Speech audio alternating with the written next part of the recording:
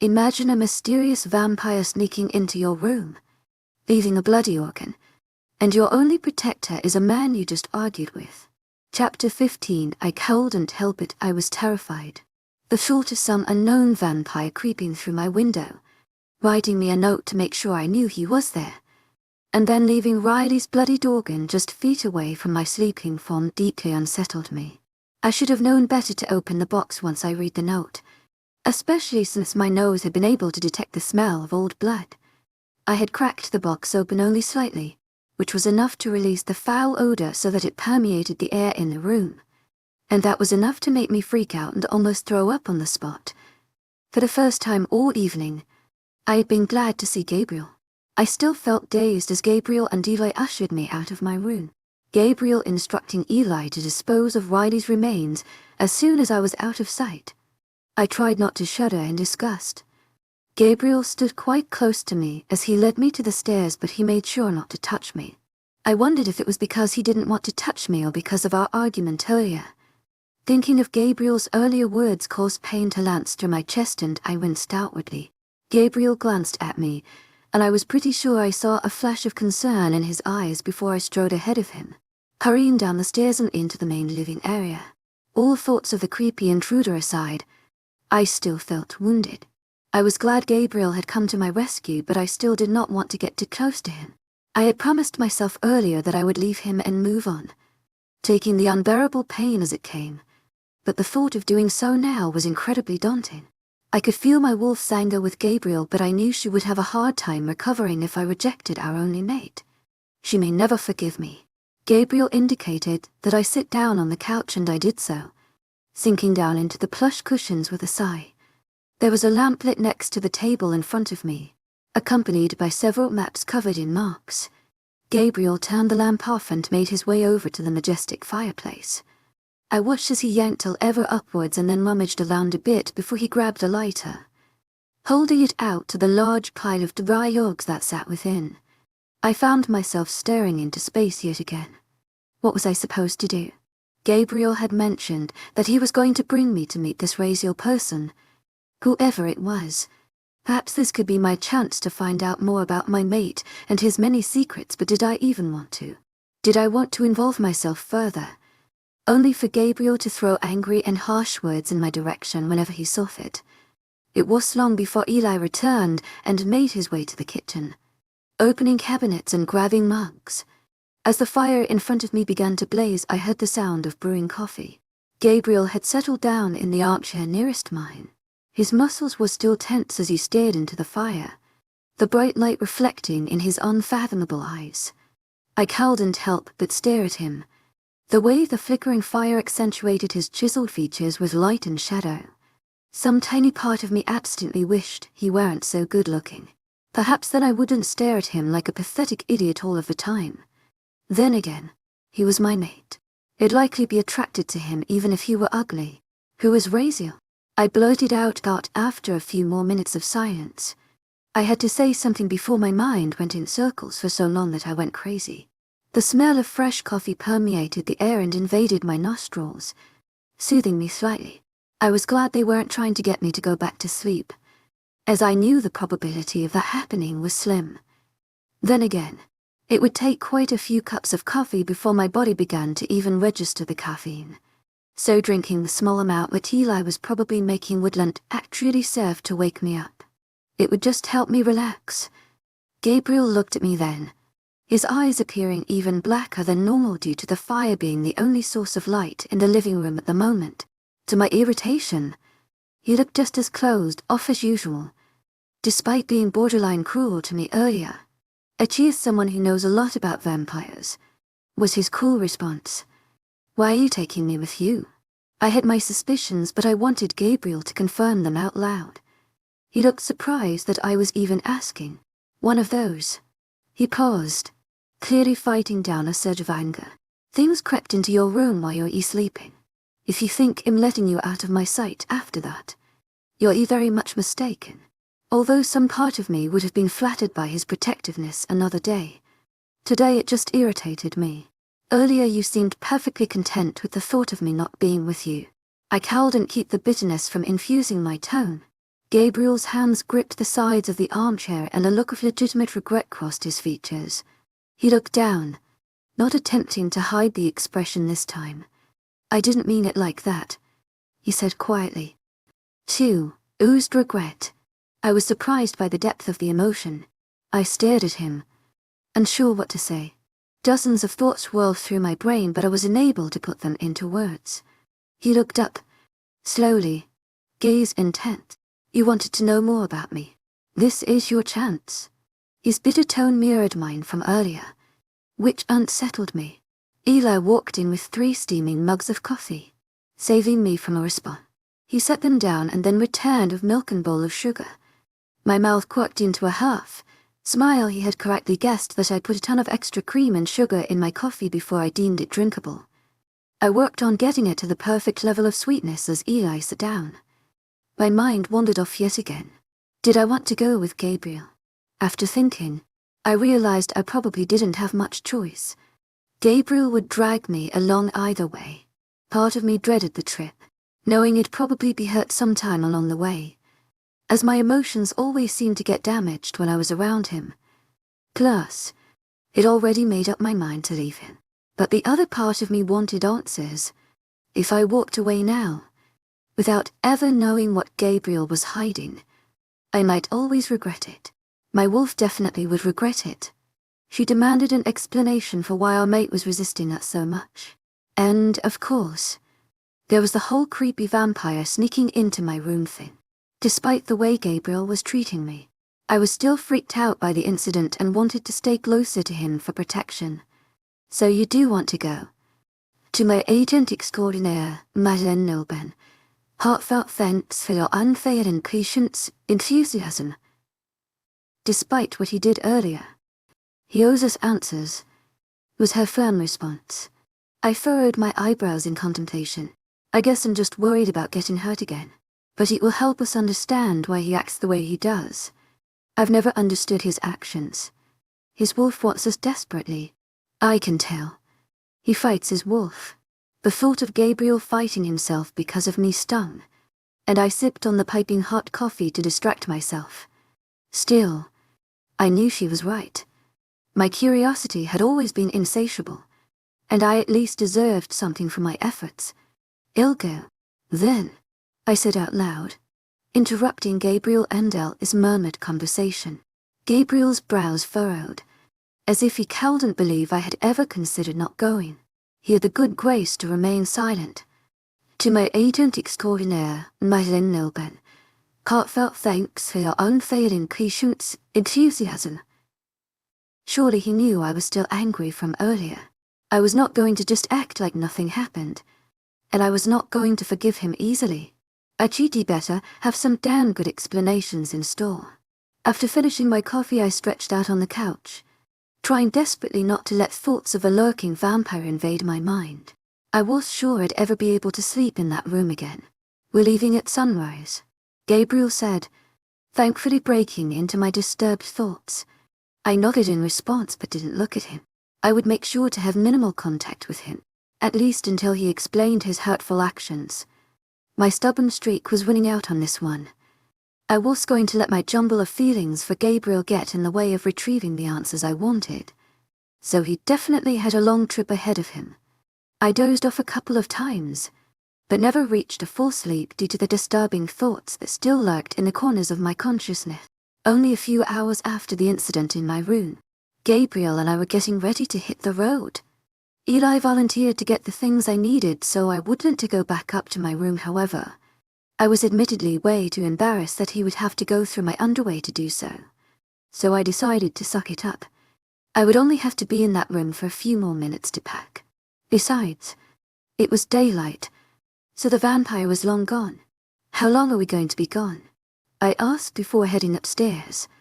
I thought it was a day trip initially, until Eli volunteered to pack my suitcase. Ideally we'll be back before night tomorrow. But, if not, we'll have to stay in a hotel for another night, Gabriel replied monotonously. Despite the coffee, he looked a bit tired. I blinked in surprise. We were staying somewhere overnight. A hotel. The thought of staying with Gabriel at a hotel room put me on edge. especially since we'd probably share a room. I hurried upstairs, pushing the thought from my mind and packing as quickly as I could. A few minutes later, with a couple more instructions to Eli, we were on our way. Gabriel took us towards a part of the pack village that I had never been to.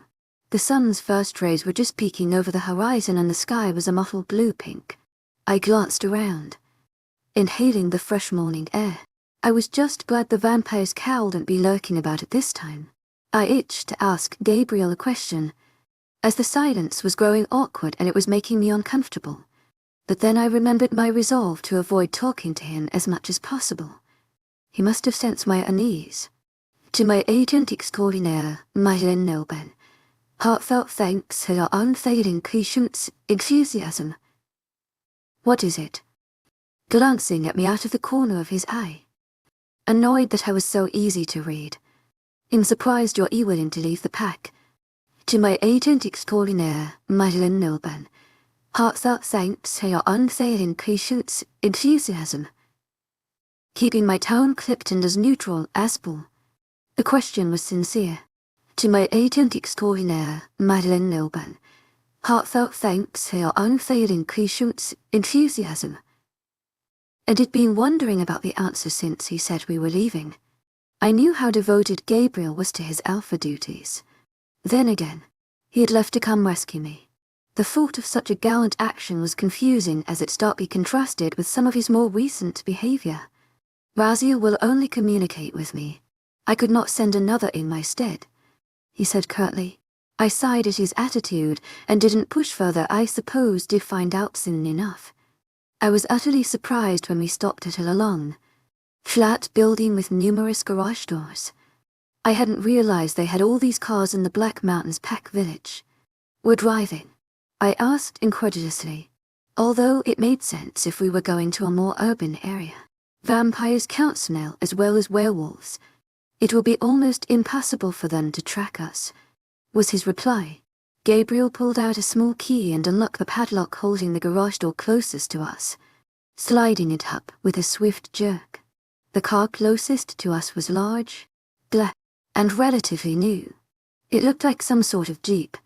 I wasn't aware there were any roads around here. We keep them well hidden, he indicated, but I climb in the passenger's side. It felt almost surreal, the thought of riding in a car with him.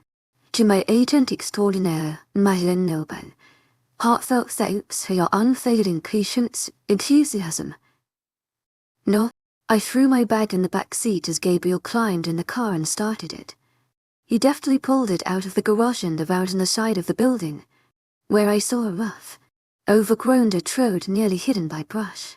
He began to drive down this road as I sat back in my seat, trying to ignore the jerks and bumps that came with driving on an unpaved road. About half an hour passed in silence, in which I was trying not to acknowledge the sharp curves and steep drops on either side. The road was even more precarious than the one that led out of my own village. I tried to ignore the fact that one too sharp turn from Gabriel would send us over the edge. I steadfastly kept my eyes ahead, with nothing to fill the silence. After a while the road began to gently tilt downward. I remembered hearing there were sloping hills and then relatively flat land on the far side of the Black Mountains Pack territory.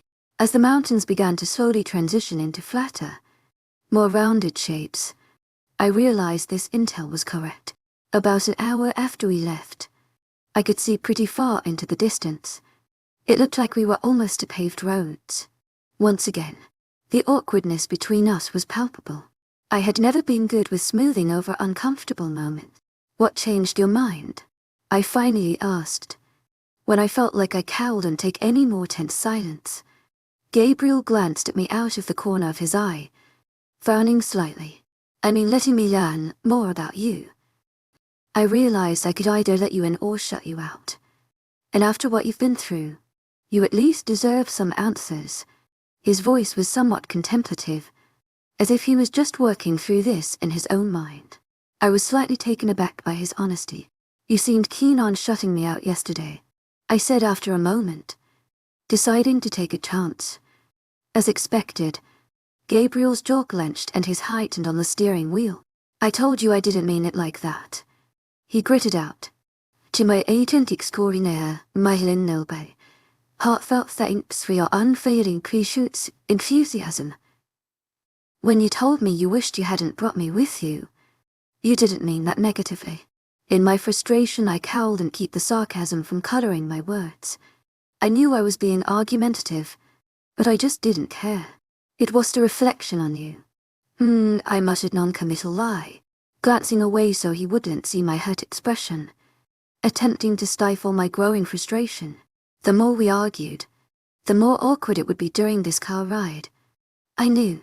I tried to rein in my emotions. Gabriel made an aggravated sound. I didn't mean to hurt you. He trailed off, taking a deep breath. You'll learn everything soon enough. Once again his tone implied that he was not looking forward to telling me. Not liking his constantly vague answers. It was going to be a long car ride, I suspected. My suspicions were correct. Gabriel informed me that it was nearly a 10-hour drive. The hours seemed to drone on in the Jeep, time blurring together as we passed endless plains. The mountains had receded into the distance after a couple of hours and there was nothing to look at but green flatland. Gabriel, as usual, was curt and only gave one-word answers to everything. The very few times I asked a question. To my agent extraordinaire, Madeline Nilban, heartfelt thanks for your unfailing patience, enthusiasm. I tried to speak as little as possible, and when I did my tone was nearly as clipped as his. Once we were far enough away from the towering peaks, I turned on the radio, scanning through the stations until I found one that played classical, figuring Gabriel wouldn't mind that sort of music. We stopped twice during the day to relieve ourselves and I grabbed a handful of food from the gas station. The employee there stared at me as if he couldn't believe I would eat all of that in one sitting, but I ignored his incredulity before returning to the car. I had a werewolf-esque appetite, and I knew we wouldn't be stopping at a drive-through. Gabriel definitely did not like to waste time. I asked him once if he wanted me to switch off driving with him, but at his incredulous look I quickly shut up. Mercifully, sleep soon found me and I was able to rest for the last half of the trip. Gabriel nudged me awake some time later, and I opened my eyes begrudgingly, rubbing them as I stared at our surroundings. The car's clock read 5:13 p.m., and I understood why it was a 2-day trip. It would be far too dangerous to carry on as sunset was fast approaching. I had quickly learned that vampires liked to pop up in unexpected places, although hopefully they hadn't tracked us.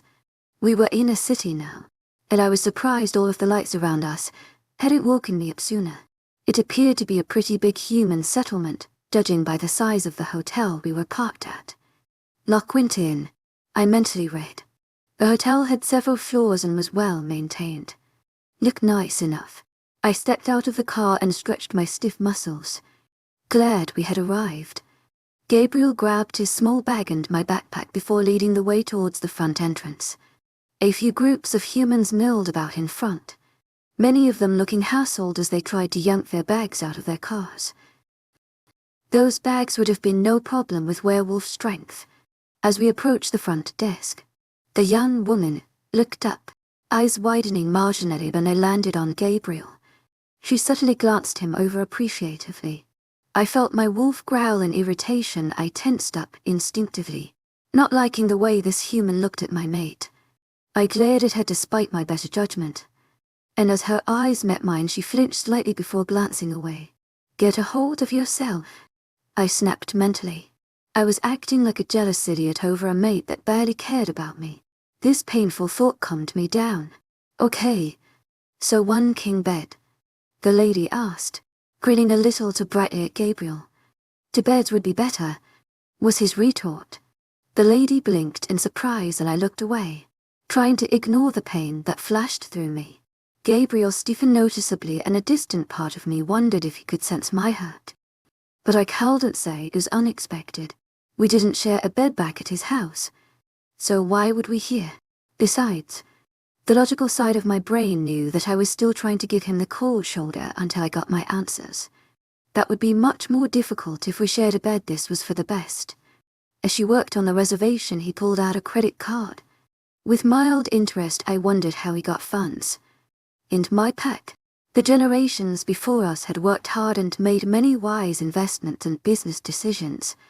Their money had compounded over the years, so several families in the pack were just born into wealth, especially the alpha.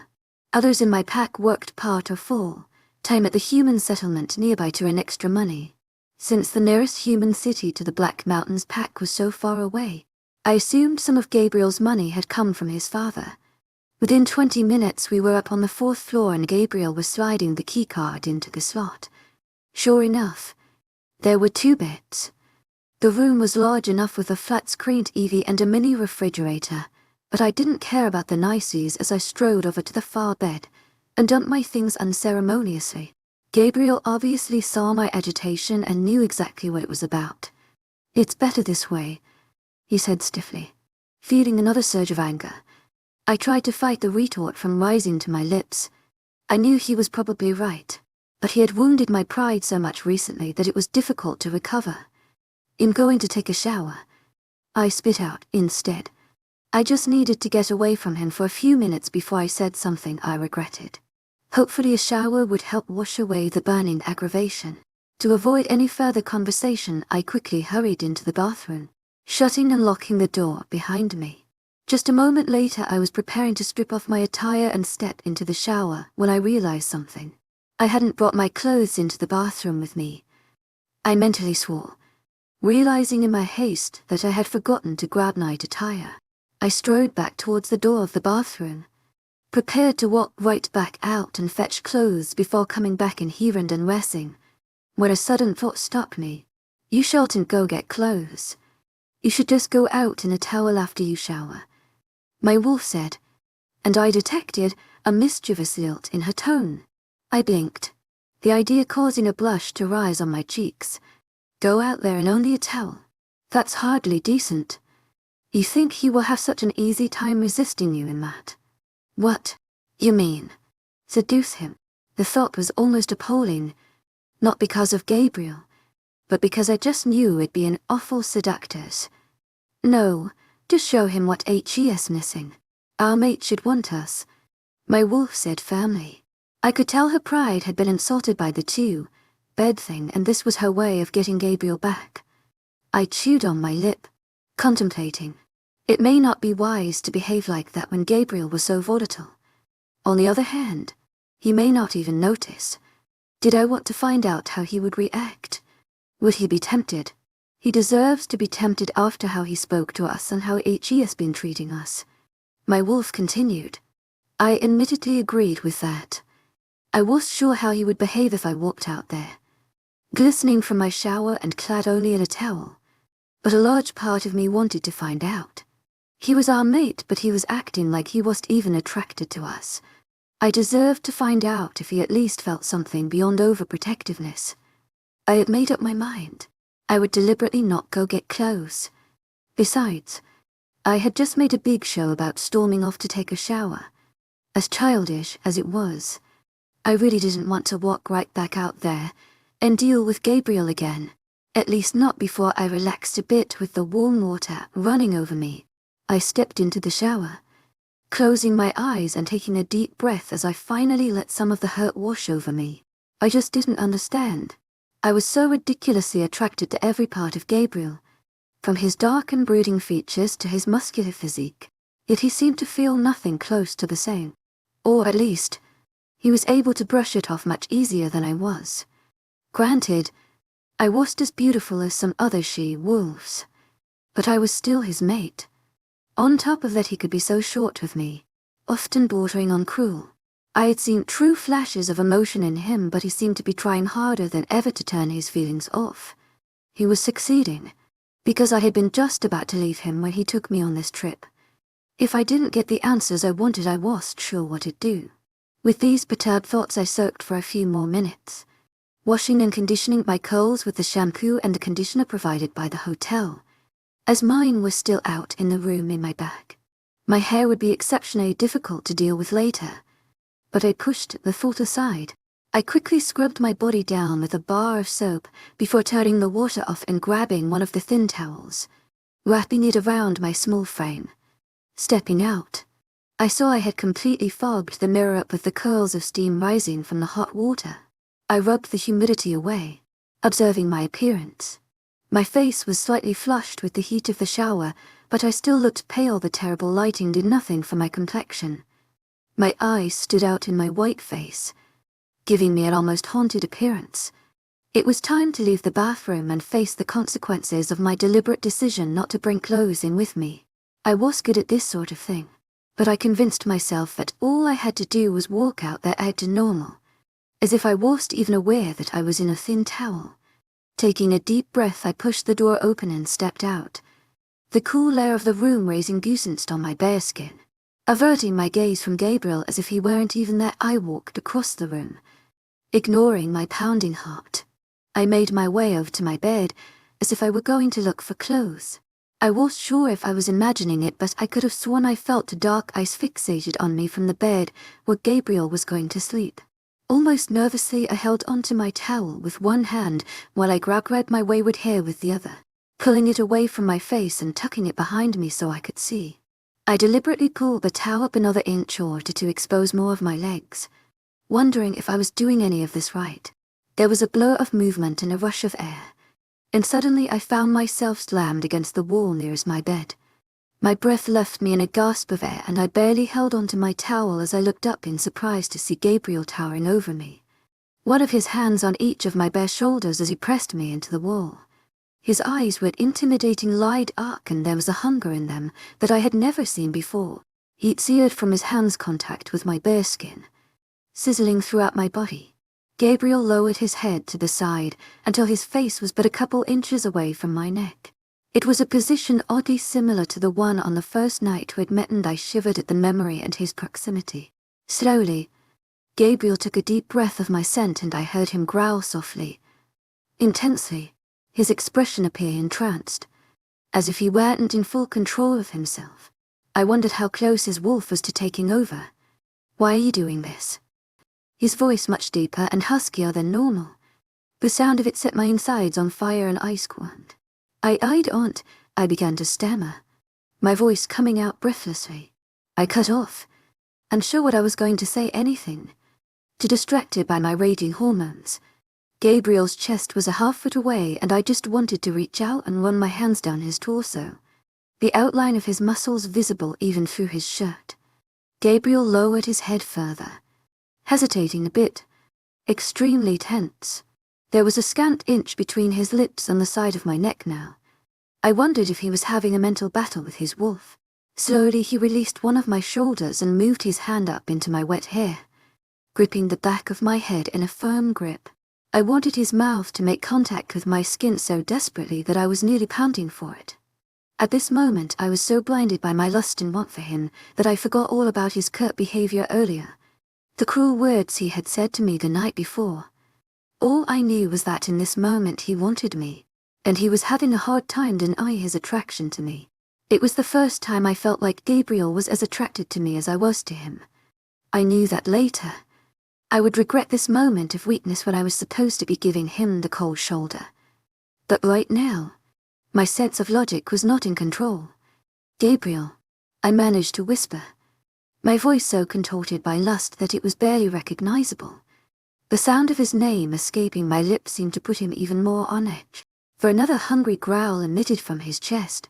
In an abrupt movement, as if he was doing it before he could think it through, Gabriel closed the distance and began to kiss the side of my neck, his mouth skinned from the area underneath my jawline, trailing down along my neck until his lips brushed my collarbone. I felt a trail of fire from where his lips touched, my skin hot and feverish. I gasped despite myself at the sensation and felt warmth pooling in my belly. I stood on my tiptoes to press my skin even more firmly against his mouth, craving more as my wolf yip peeved feverishly in the back of my mind. Gabriel's mouth obliged, kissing hungrily on the side of my neck before sliding down onto my exposed shoulder. He pressed his hard body against mine until I was even more firmly pinned against the wall. I reached one hand up and tangled it in his dark hair, reveling at the softness of the strands. Every muscle in my body was on fire, and I was nearly incapable of coherent thought at that point. Gabriel's mouth grew firmer on my skin as it moved across my collarbone. His kisses were deeper, more lingering, as if he were savoring the taste of me. I let out a strangled noise as I felt the brush of his tongue along the crook of my neck, leaving another trail of heat. He let out a husky sound of approval, and it was then that I felt the sharp prick of canines on the side of my neck. I tensed despite myself, a small gasp escaping my lips. Was he going to claim me? Here and now? My thoughts began a frantic whirlwind as my body craved Gabriel's bite, but my mind was trying to process everything that was happening. I was ready, as if my body's reaction had brought Gabriel to his senses. He suddenly froze, every muscle going rigid. His mouth abruptly moved away from my neck and he quickly took a step back, releasing me. His dark eyes were churning with a multitude of emotions, but there was one predominant among them: horror. This horror was quickly replaced by anger, although I wasn't sure who it was directed at, and Gabriel spun away, clenching his fist so hard his knuckles turned white. God damn it, he swore furiously. I felt a tremor of worry, quickly replaced by pain. Did he really regret it already? Pain shot through me at the notion, even though I knew it was partially my fault for tempting him in the first place. On the other hand, it was like I forced him to press me up against the wall and kiss me. Still, I should have done it. I should have expected him to react like this. I mentally swore at my own impulsiveness. Gabriel swore again, looking like he was going to punch something as he ran a hand through his already disheveled hair in agitation. He spun around, eyes locking with mine. There was a fire burning in them. Goddamn it, Skylar. Why did you have to do that? He demanded, fury evident in every line of his body. His accusatory tone stung, but at the moment I was too stunned by the intensity of his anger that I cowed and even feel defensive. I recoiled, pressing myself against the wall, stomach fluttering with fear. I began feebly. But he cut me off. I told you it was better for us. To my agent extraordinaire, Madeleine Nobel, heartfelt thanks for your unfailing patience, enthusiasm. If we stay apart. His voice was still incredibly loud and I was worried the people next door would hear. I winced at his words, my wolf whining at the thought of staying away from the mate that had made her feel so blissfully happy a moment before. Gabriel turned around and roughly shoved a chair out of his way as he stormed to the bathroom. It toppled to the ground with a loud thud and I flinched. But I tried again. Put some fucking clothes on. He snapped in fury over his shoulder, making his way into the bathroom and slamming the door loudly behind him. The whole frame shuddered from the impact and I was worried he had broken something. I heard the shower turn on but just stand there, standing numbly after him. The sensations of Gabriel kissing the side of my neck kept replaying over and over again. The way HED filled me with a fire it never felt before. The husky growl of approval. But then the fury in his expression was like nothing he'd ever seen. I'd been mixed with horror, regret, worst of all, worry. He truly thought it was a mistake. Whatever his reasons, he still thought that kissing me was a mistake. Trying to fight back tears, I slowly changed into my pajamas and then slid into bed, not bothering to turn off the small lamp beside my bed. I wriggled under the covers, trying to fight away the rising pain. The one time Gabriel and I had any sort of intimate contact, he had ended up almost losing it. He had been horrified with himself. I vainly tried to see it from his side. As Gabriel had said, he had his reasons, but I kept coming back to the fact that it was not natural for my own mate to have that kind of reaction to kissing me, and he hadn't even been kissing me on the lips. I turned on my side, away from the bathroom, resting my head on my hands. I wanted to leave now. I wasn't even sure I could bear seeing him again after that. HED made me feel so complete and perfect before throwing the whole thing away like it didn't matter. How could we ever truly mate if he lost it over the first hint of physical contact? I was sure how I'd handle seeing him tomorrow. I felt my wolf's misery. She didn't understand how he could go from wanting us to nearly hating us in such a short time span. It seemed that any possible progress I could ever have made with Gabriel was now completely erased. Normally the way he yelled at me would have infuriated me. but I was too hurt and befuddled at the moment to feel any sort of anger. That would probably come tomorrow as soon as I regained some semblance of control. Despite my attempts to hold the sadness in, I felt one rebellious tear trickle down my cheek. I angrily wiped it away. How pathetic am I? I demanded, not really expecting my wolf to answer that. She attempted to soothe me, but a level of agitation was evident. I should never have tried that, I continued morosely. Although the physical side of me didn't regret it one bit. I knew I was being self-pitying. The logical part of my brain reprimanded me for acting so weak, but I pushed it aside. For once I wanted to wallow in pity before I had to make the most heart-wrenching decision of my life. The shower was still going in the bathroom. I really did not want to see Gabriel again after what had happened. But what else could I do? Achidi said the vampires couldn't track us here, but after what had happened in my room, there was no way in hell I was sleeping anywhere alone. I found myself wishing that my parents, to my agent extraordinaire, Madeleine Noban, heartfelt thanks for your unfailing patience, enthusiasm, or even more were here. Somebody I could talk to about this whole situation, ease the pain a little bit. My poor wolf was trying not to be broken down by Gabriel's constant rejections, as it went against everything in werewolf nature. But I knew she was growing tired. I squeezed my eyes shut, deciding to fake being asleep in preparation for Gabriel exiting the bathroom. I was not going to deal with him right now. There would be no more attempts at a conversation with him, no matter how awkward the silence was, and I certainly wouldn't try to tempt him again. I could only hope that whatever I learned tomorrow would bring some clarity to the situation. If it was too late. Chapter 16. It took me a very long time to fall asleep. My upsetting thoughts continued to relentlessly circulate in my mind, and my wolf's agitation did not help the matter. On top of all that, it was still dinner time, as we'd arrived around dark. I was only praying that my all-nighter the day before left me sleep, deprived enough to pass out early. I didn't want to deal with my mate anymore tonight. Before Gabriel got out of the shower, I reached over and snagged the TV remote, turning the nearby lamp off in the process. I needed some sort of noise in the background, a distraction to keep me from thinking. It didn't help that I still felt the trail of heat on my neck from where Gabriel had kissed it, and the thought of him naked in the shower not too far from me only worsened things. Stop thinking about him like that, I instructed myself angrily. I was supposed to be ignoring his existence, preparing myself to get over him. Yet, even through the pain that clouded my mind, I still was having lustful thoughts about him. I bared my teeth in a silent snarl, turning over onto my back. The humorless sitcom on TV did little to lessen my hurt and frustration, but at least I could focus on something mindless. Several minutes later, I heard the shower stop. I turned back over on my side and squeezed my eyes shut, remembering my earlier plan to fake being asleep.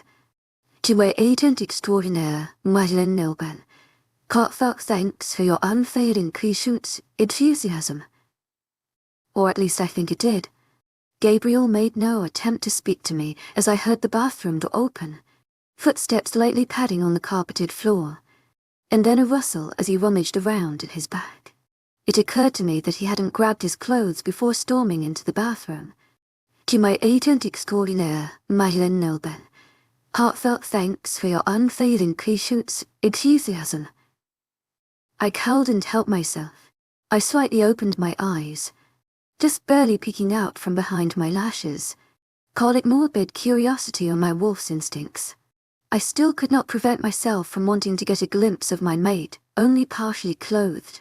Seeing him nearly made me choke on my own spit, and I had to bite down on my lip to keep from making any sort of verbal reaction.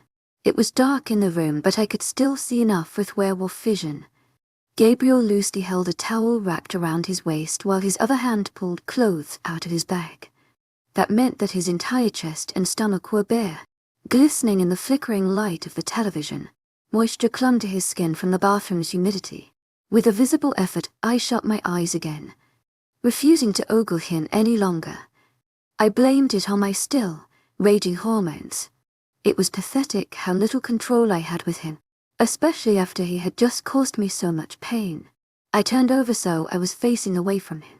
I forced my body to relax, muscle by muscle, as Gabriel quickly changed clothes in the confines of the bathroom before he returned to the main room, climbing under the sheets in his bed.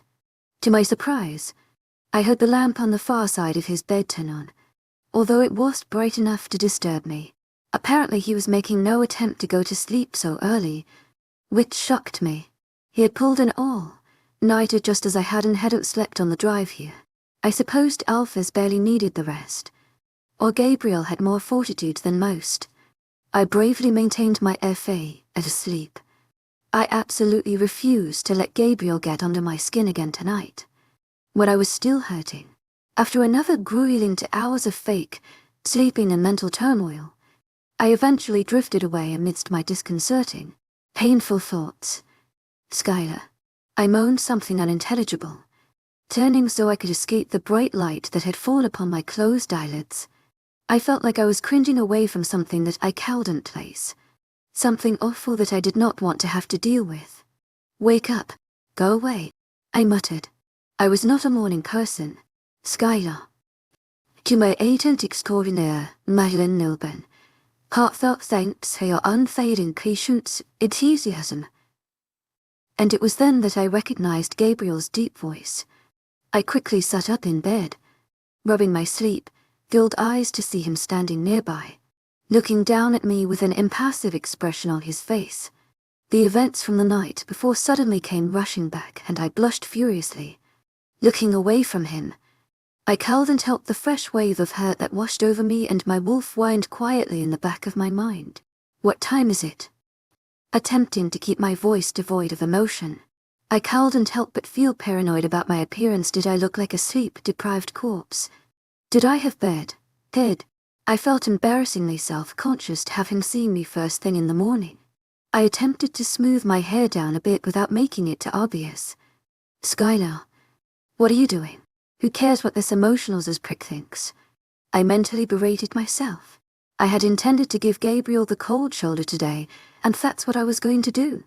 After the way he treated me last night, I felt pretty confident that I'd do a better job of being cold to him today than I had yesterday. Just before 6. We need to go. I just nodded mutely, hating the fact that he was waking me up at what felt like an ungodly hour in the morning. I knew we had to make it back before sundown. But still, as Gabriel stepped away from my bed and strode over to his belongings, I reluctantly stood up and stretched. I slowly and monotonously begather my own things, already knowing that today was going to be miserable. I could only hope that the answers I obtained would be worth the wait. As Gabriel checked out of the hotel, I grabbed a muffin and a small coffee from the free breakfast bar. Might as well eat while I could. The food was still piping hot as it was 6 in the morning and it had just been laid out. I clambered into Gabriel's large car as I munched on breakfast, attempting to keep thoughts of last night at bay. Such thinking would only make this day far more difficult. Gabriel climbed in and we drove off, the silence thickening above our heads. The atmosphere in the car was tense. I refused to make simple conversation like I had the day before.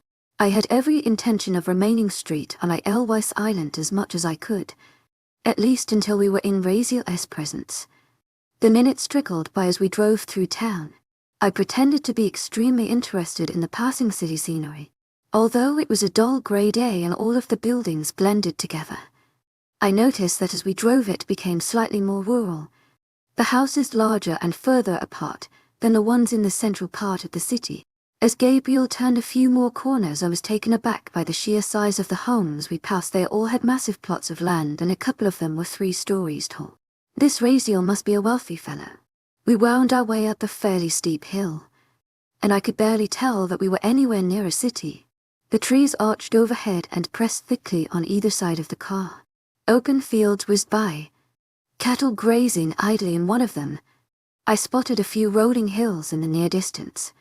It really would have been a beautiful scene if not for the dark sky and the even darker mood inside the vehicle. The silent tension was crackling between us, but if Gabriel thought I was apologizing, he was very much mistaken. He was the one that had treated me like dirt, regretting even the simple action of putting his lips on my skin. The thought caused pain to lance through me, and I huddled in the seat, keeping my face stubbornly turned away from him. To my great shock, He actually broke the silence for once. Hearing his words, however, pissed me off even more. I have my reasons.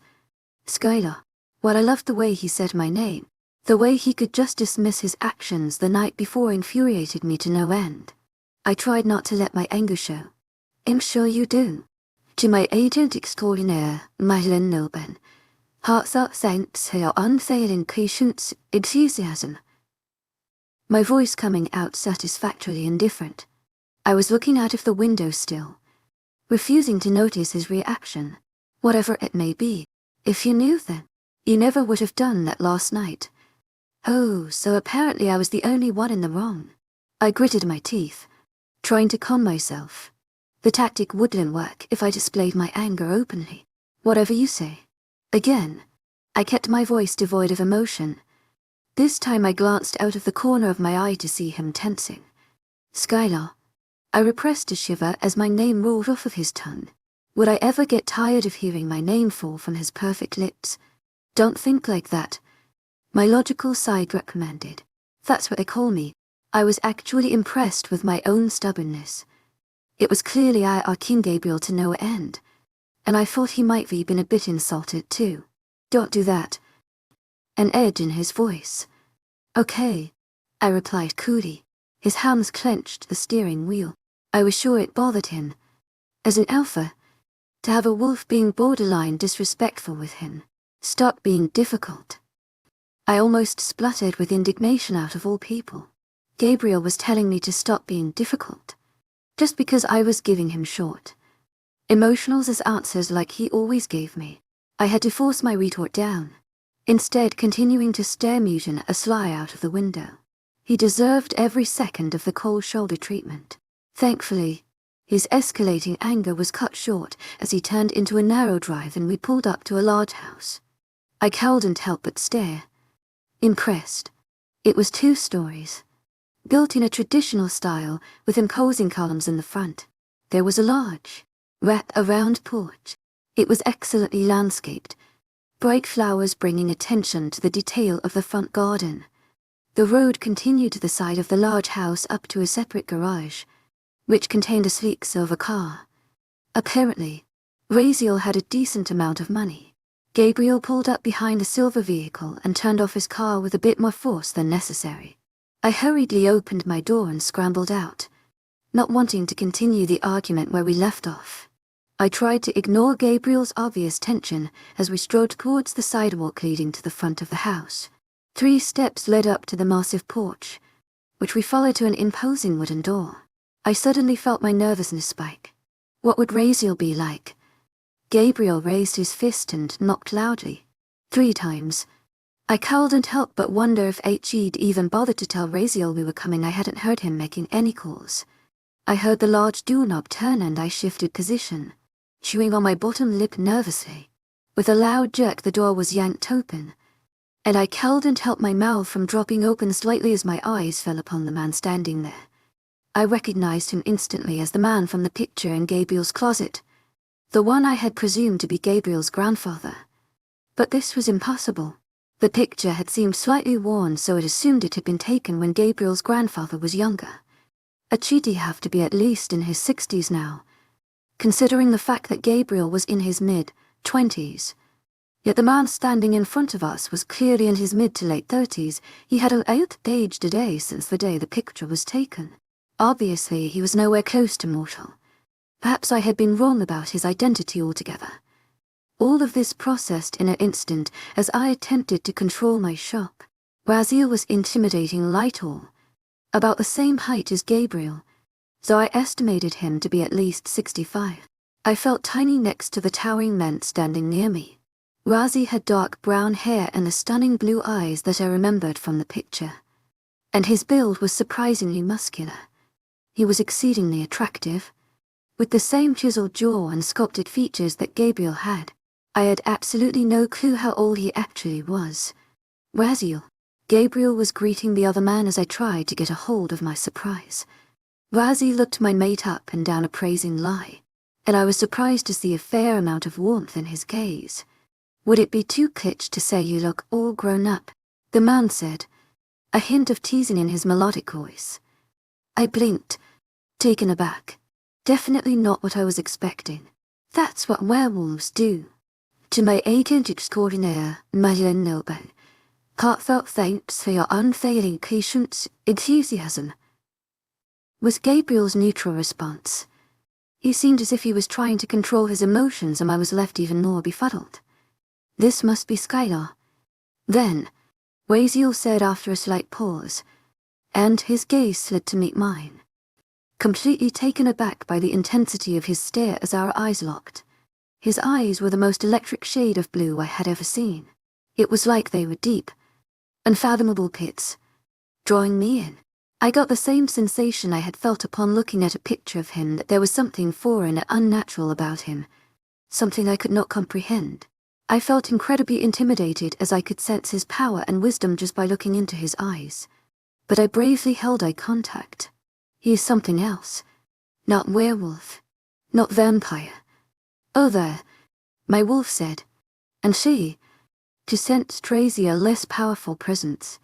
I didn't want to appear rude, so I forced myself to speak before I made a complete idiot out of myself in front of Gabriel. Pushing aside my wariness, I replied, "Nice to meet you." My voice came out slightly shaky. To my embarrassment, Raziel smiled slightly, and I couldn't help but feel like he was sizing me up with his penetrating eyes. I held my ground stubbornly, not wanting to show how intimidated I was. "Pleasure is all mine. Are we going to stand out here all day?" Gabriel snapped, clearly annoyed. Typical Gabriel behavior. Raziel chuckled lowly as if he was expecting this before standing aside and beckoning us inside. Once inside, I glanced around in wonder at his expensively decorated and richly furnished home. There was a plush carpet under our feet with intricate designs, and next to us sat a table covered in oddities. Some over them looked very old and very expensive. Paintings adorned the walls as Raziel led us to a sitting area. The pictures depicted everything from landscapes to war scenes. Apparently he was some sort of collector, with extremely expensive taste. I would try my best not to touch anything. Raziel glanced over his shoulder, icy gaze catching mine once again. "Would you like some tea?" he asked politely as he indicated we sit down on an expensive leather couch nearby. Not wanting to impose on his hospitality, "I don't mind." To my agent extraordinaire, Madeleine Noble, heartfelt thanks for your unfailing patience, enthusiasm. I haven't had a guest in a long time. He grinned a bit, flashing a set of brilliantly white teeth. I blinked, slightly stunned. To my agent extraordinaire, Madeleine Noble, heartfelt thanks for your unfailing patience, enthusiasm. Thank you, I managed to force out. Raziel was disconcerting to say the least. Gabriel, for his part, turned down the offer of tea, still looking irked. I sat down slowly on the couch, unsure what to make of this situation. Gabriel sat down on the same couch, as far away as possible from me. I was slightly hurt before I remembered I was ignoring him as much as possible. Even so, I could tell he was very tense. I glanced to my left to see Raziel rummaging around in a grand kitchen with marble countertops and stainless steel appliances. Exactly what did he do for a living? A tense silence descended upon the two of us. I tried not to fidget, wanting to appear collected and cold. Even his presence mere feet from me was enough to set my nerve endings on fire. Raziel thankfully returned a moment later as the tea was brewing. He eyed us with an unreadable expression on his face before he sat on the armchair across from us. Gabriel wasted no time getting to the point. "So you got my message then?" Somewhat abruptly. I couldn't exactly miss it. Raziel said wryly, his eyes glimmering as if he had some sort of inside joke. Gabriel glanced at me out of the corner of his eye. "You told me to come here once the vampires showed up. Well, 2 of my pack members are dead." His voice had grown cold and monotonous as he spoke of the tragedy. My eyebrows rose so Riley hadn't been the first. Raziel nodded, his expression turning solemn. "It hoped you wouldn't have to come find me. I thought there was a chance you were well enough hidden. Apparently not. And they seem to take pleasure in harassing her," Gabriel said. Enthusiasm, indicating me with a jerk of his head. I tried not to look hurt at the fact that he wouldn't even look at me. Razzie looked at me thoughtfully. I need you to tell me everything, Skylar, and from your first interaction with the vampires to the last. I swallowed hard, not exactly wanting to relive the kidnapping experience. If it could help the werewolf packs. To my agent extraordinaire, Madeleine Nilben, heartfelt thanks for your unfailing patience, enthusiasm. It was my duty to speak about it. If Raziel really knew so much about vampires, we needed his help. I knew nothing about this man, but if Gabriel was familiar enough with him to trust him, I would have to as well. I nodded and tentatively began to describe what had happened, starting from the time I had felt like I was being watched in the forest light after meeting Gabriel, then to the fight in the alleyway, up to everything that had occurred in the storage room. I made sure to give Raziel the names of the vampires that I remembered and the things they'd said about the rest of their pack, or whatever vampires called it. When I got to the part about being silvered, I noticed that Gabriel had visibly stiffened. As I continued to talk about my interrogation, his agitation only worsened. I was pretty sure he'd figured out what had gone on in there, but had never expected to hear it outright.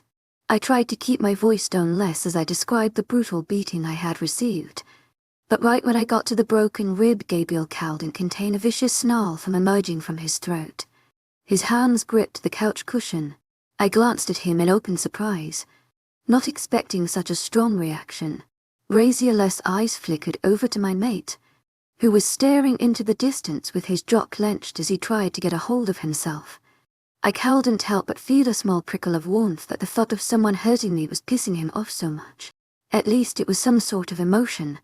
Gabriel, calm down, Raziel said firmly. I blinked in shock. I had never heard anyone order Gabriel to do something before. Gabriel folded his muscular arms in front of him, glaring down at the ground. I didn't know all of the details. Apparently trying to explain his reaction. I should have made them suffer a lot more than they did. I felt another rush of warmth, vainly trying to control my body's reactions.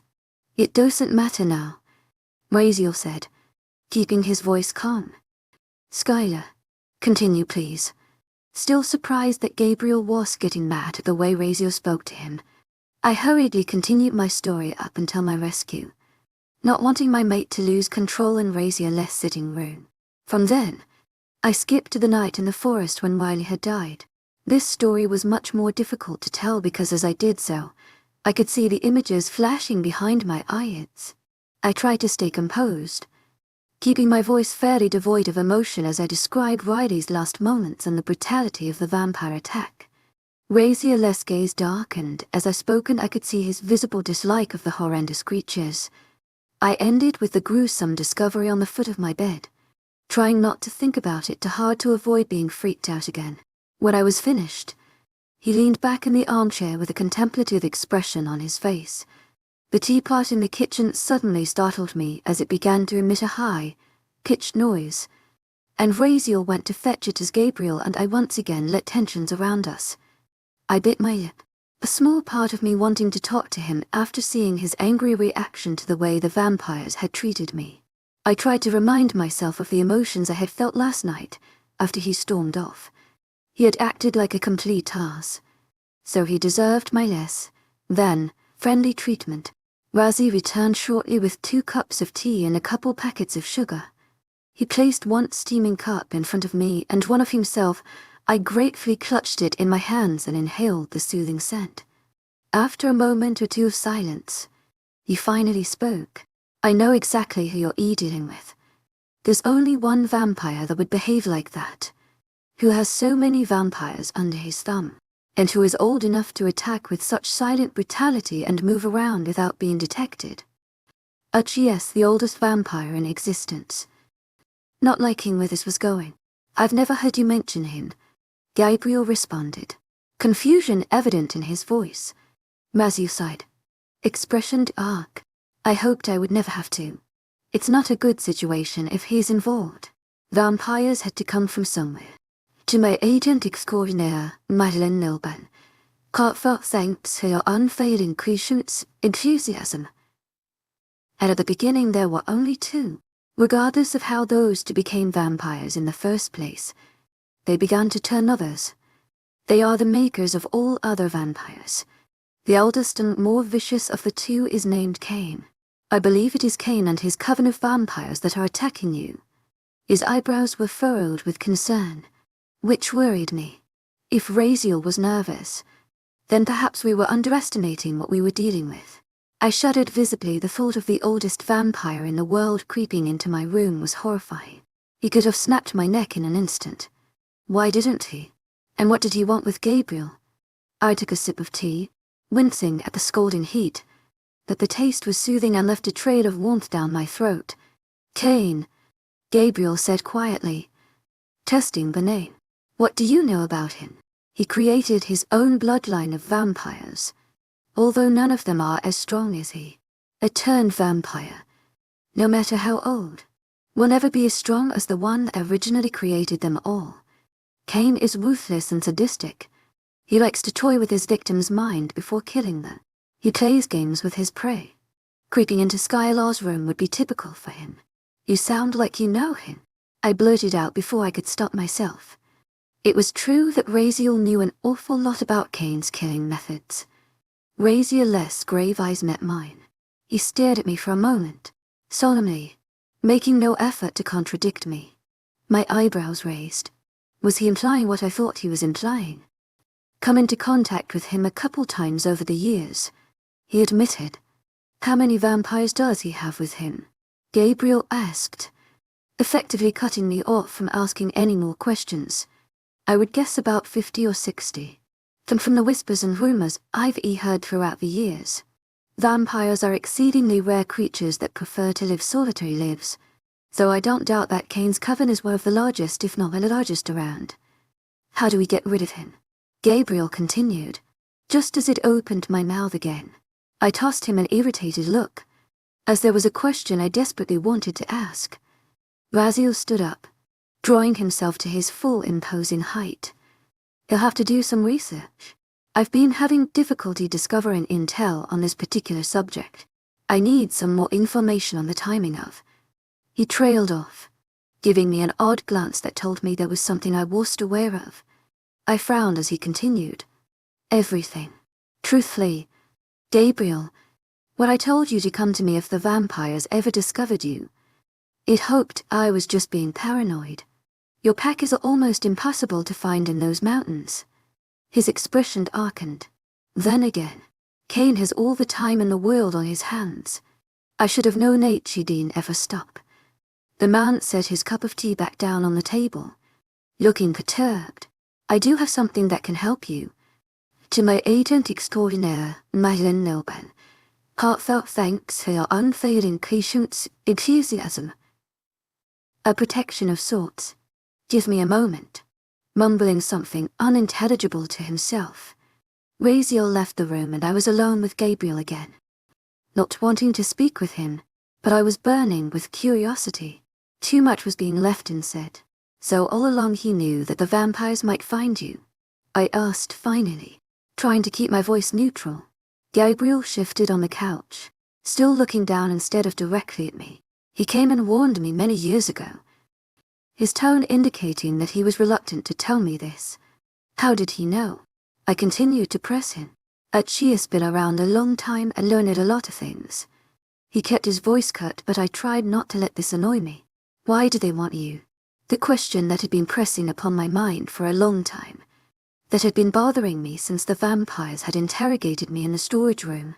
They'd been desperate to find Gabriel and see how much I knew about him. Yet I had never received a solid answer as to why they wanted him. Gabriel looked up at me finally, and his eyes were burning with a dark intensity. I saw reluctance in them, clear as day, but mixed with a bit of resignation. He clearly did not want to tell me, but was trying to convince himself that HG basically promised to reveal his secrets. You said he'd get my answers here, I continued, very softly. Gabriel's mouth tightened and wariness crossed his expression. A minute passed in silence. I tried to be patient, even though I was practically sitting at the edge of my seat. Dimly, I registered Raziel's returning footsteps. He entered the room in my peripheral vision, carrying a very large box. I was too focused on Gabriel to query about its contents. I kept my eyes fixed on my mate. "Tell her, Gabriel, or I will," Raziel said calmly. Apparently he had been listening in. Gabriel sighed heavily, running a hand through his dark locks. "They want me for my blood, Skylar." Very quietly, not comprehending. "They are vampires. Of course they want blood," I replied, feeling stupid. He shook his head. "My blood isn't normal werewolf blood. They want me because of my lineage." He exhaled slightly in frustration. I continued to stare at him in confusion. He was doing a good job of clarifying things. What did he mean by normal werewolf blood? "There's a ritual," Raziel cut in, saving Gabriel as the latter was trying to find words to say. "They need Gabriel's blood for it. Skylar, there's a lot of things in this world that you never would have dreamed possible. Werewolves and vampires are the most common mythical creatures, but they aren't the only ones." I blinked up at him, feeling a prickle of nervousness. I wasn't sure I liked where this was going. Vampires are creatures of the darkness. Demons. Sunlight isn't their only weakness, but it is the only guaranteed way to kill them. Cain has always believed that if he can walk in the sunlight, he will be truly invincible. However, a demon's blood will never let him do that. Raziel exhaled, and I felt my heart rate increase as my mind began to work overtime. He needs the blood of something pure, made of goodness and sunlight, something holy. Even just a small amount of holy blood will do. Raziel's eyes focused on something over my shoulder. Feeling my nervousness spiking, I slowly turned around to follow his gaze. Directly behind us was a large, beautiful painting done in a medley of watercolors. However, the color wasn't what struck me. What stood out was what the picture depicted: a host of angels, flying high in the sky, their beautiful white wings spread wide. As I looked upon the snowy white feathers of their wings, I suddenly felt like I was going to faint. I felt my mind flash back to the day I had snuck in Gabriel's room, where I had found the stunningly white feather and felt a strange sense of energy emanating from it. To my agent extraordinaire, Madeleine Nelben, heartfelt thanks for your unfailing patience, enthusiasm. I stuttered out disbelieving lie. But aren't angels in heaven? I felt so incredibly dumb, but my mind was refusing to comprehend what Raziel was saying. Wait. Raziel. Gabriel. Biblical names.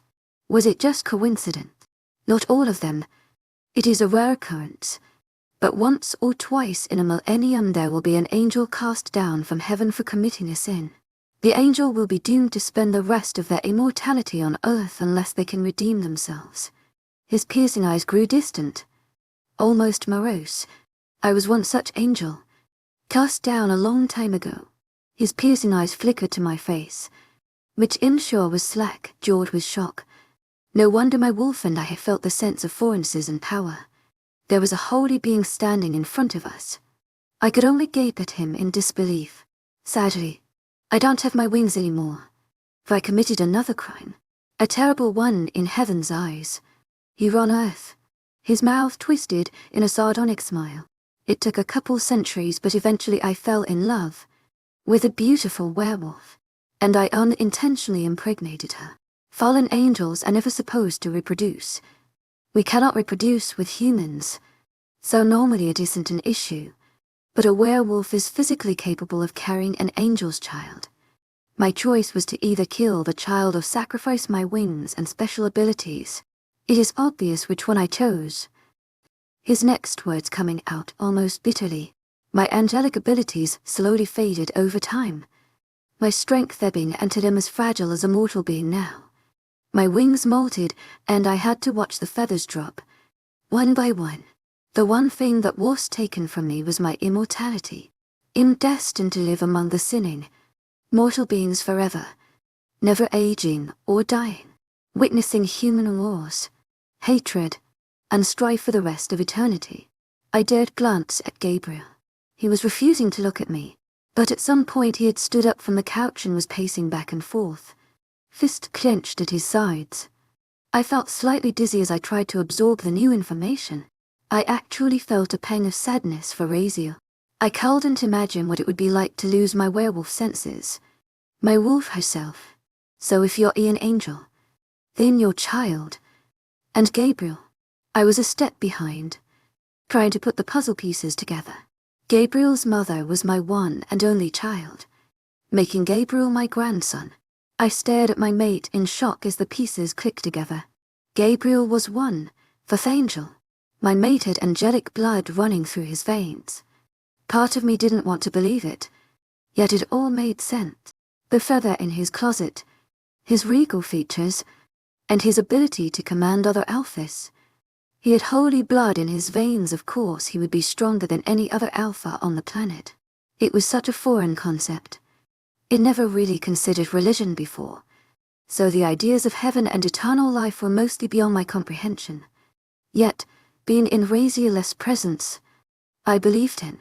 My wolf and I had already realized he wasn't werewolf or vampire. And now we understood.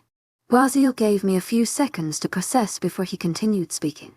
Unfortunately, where I chose to let my child live, I didn't realize the danger it'd be putting her, and her future child in. His jaw clenched and I saw visible self, loathing flash through his icy orbs. You see, vampires can't drink pure angel blood. It will burn them from the inside out. He glanced over at Gabriel, who was still refusing to look at me. How was I supposed to act around Gabriel now? Why had fate chosen me of all people to be his mate? But the blood of a hybrid will not. Werewolf blood dilutes angel blood to a level where a very strong vampire, like Cain, can drink it. So then Cain. I began, numbness beginning to take over my body as everything started to make horrible sense. Gabriel is the only living hybrid on this planet. Cain will stop at nothing to get his blood because it will allow Cain to walk in the sunlight, breaking his curse of the darkness. His face was grim. Cain, and every vampire he has ever turned, will be invincible.